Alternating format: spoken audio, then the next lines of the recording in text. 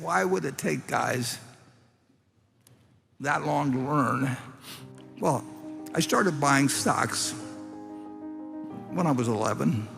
I'd been reading every book in the library on it. I loved it.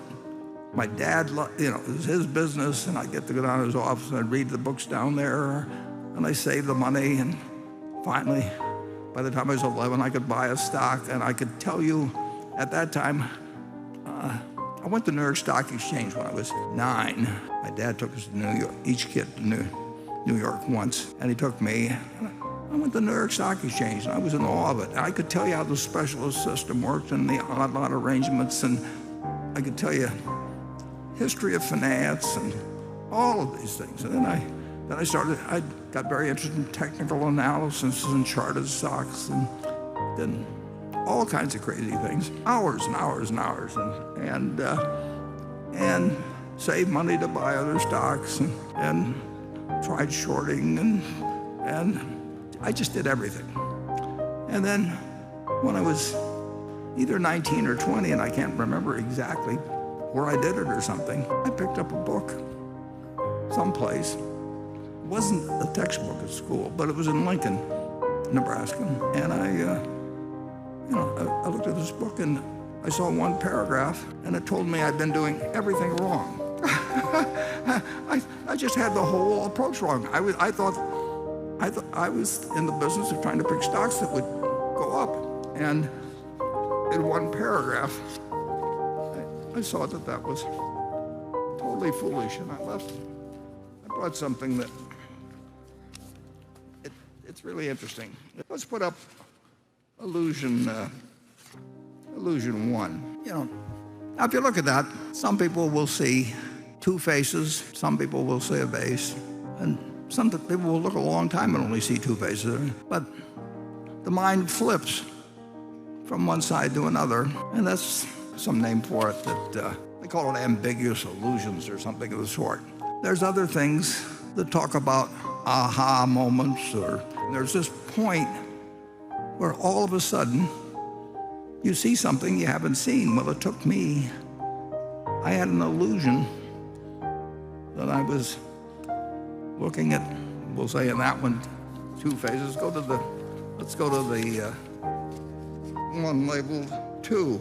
If you're looking at it from one side, it looks like a rabbit. And if you look the other way, it looks like you're looking at a duck. And the mind is a very funny place. And I think people call it an apperceptive mass, when you have all kinds of things going on in your mind. And they go on for years, and they sit there and get lost. And then all of a sudden, you see something different than what you were seeing before.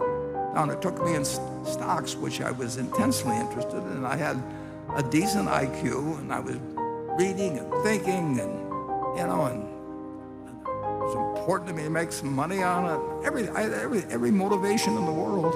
And then I read a paragraph, actually, in chapter 8, I think it was, of The Intelligent Investor. And it told me that I wasn't looking at the duck, I was looking, now it was the rabbit, whatever it may be. And whether you call it a light bulb, whether you call it, a moment of truth, whatever it may be. And that happened to me in Lincoln. I mean, it changed my life. If I hadn't read that book, I don't know how long I would have gone on looking for head and shoulders formations and 200-day moving averages and the odd-lot ratios and a zillion things. And I love that kind of stuff, except it was the wrong stuff I was looking at. And I've had that happen, and Charlie's had it happen, I'm sure.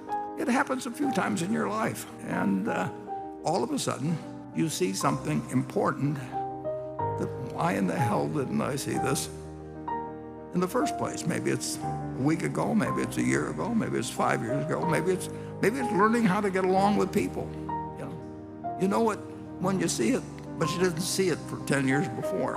And I don't know whether Charlie's got some thoughts on that or not, but that's happened in a few situations in business where I've looked at a company for a decade, and then there's something that it just all gets rearranged in your mind, and you can say, well, why didn't I see this 5 years ago? Or I've had it happen a few times, obviously, and everybody here has, and just in different areas of their lives. And you think, how could I have been so stupid? Well, that's what Charlie's, when he was in the law practice, he had a partner, Roy Tolles, and every smart guy that would get in trouble, usually it was guys, and usually it was women, they'd come into the office and they'd look,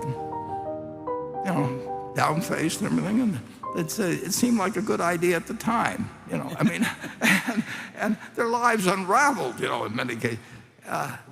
So there is that apperceptive mass that's sitting in there inside somehow, and every now and then it produces some insight. It's better, actually, if it produces insight into your behavior than whether it produces insight to make money.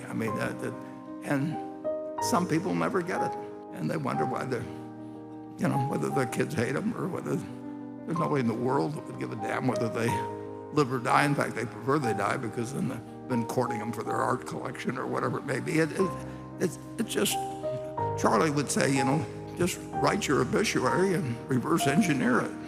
And not a crazy idea.